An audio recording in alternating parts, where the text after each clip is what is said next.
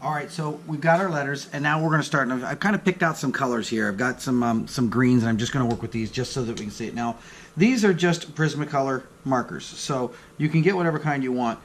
But I just wanted to kind of show you this for the purpose of illustrating these colors. I'm going to treat each one of these as their different artwork. We're going to start with this one here. And for instance, if we wanted to start the A and to give it some feel, again, we're working with green here, so look at this as if it's a beveled item. I know we've got a black line out around it, but let's look at it as if it has a surface. And one of the things you can do, it's a lot easier than going straight to the marker, is go with a pencil, and I'll show this real quick. If you were to just sketch this in here, you would see that there's a beveled edge here, just a beveled edge all the way around here, right? Now, think of it as the texture. What would you want this texture to be? If you want it to be chrome, if you want it to be wood, whatever you want it to be, it's definitely got this kind of feel to it where you've got to have light reflecting off of it. So light reflects in different ways, but one thing's for sure, it is consistent. And generally speaking, if you've got something that is, if it's fun graphic art, you can play with a lot of graphics, right? You can play with a lot of move to it, and which is okay. And we'll probably do that on this particular one just so we can kind of keep some things moving along.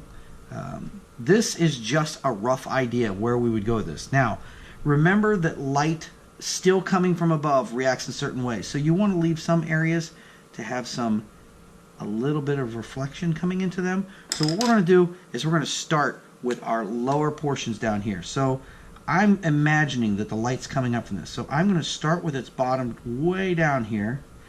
And this allows me to say, hey, I've got something that is of dark nature. So this is the darkest area that's going to be is down here at the bottom. Sometimes if you're working with chrome, believe it or not, it comes up the other way. Now it comes dark from the middle coming down, but what we're doing was we're just using graphic. We'll do something chrome over here, but we're just doing some graphic stuff to have some fun. So as you can see, I'm just kind of adding a little bit of lines here and here, just trying to make sure that I've still got my edge. And as long as I have my edge going, things are going to be fine. Now I'm going to go to a little bit darker of a green. If you don't have so many colors of green, it's okay. You can actually just kind of find yourself sketching in one, but only using dots instead of using the heavy lines that I'm using. So as we add a little bit more to it, you want to make sure that you're graduating yourself up from one color to the next. And this will help give some feel of depth to this. So it's easy to get carried away in this stuff, but don't worry about it. Again, no wrong answer to any of this. No wrong answer whatsoever. So as we're adding a little bit lighter of green, I'm coming into a couple of these places here, and the green doesn't look like it's changing much colors, but it is.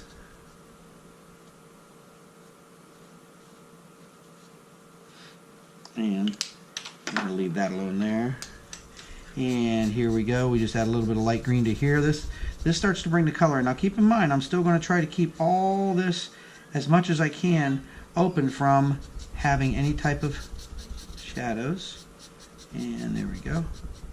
Just sort of adding the color to it, and this is just filling it in. And I'm taking it all the way up to yellow because, well, I want it to be yellow at the top. And when I do this, it just starts to bring a little bit of life to the letter itself. So I'm going to add that around here, in this area here. So now I've got a brighter color coming through, and I can add that to wherever I want to fill in any of these extra holes. And to keep the edges rolling, I'll actually come around this. So now we started to pick up a little bit of color here, and I like doing the lighter colors first and then adding the darker colors for the very simple reason that if you're doing that, you can always fill in on top of light, but you can't put light on top of dark. Well, you can, but not with this material, not with markers. So just a basic color there that we have going on. And one cool thing that you can do to it now is, since we've got all the other colors in, we can go ahead and take our yellow, fill it in the outside here.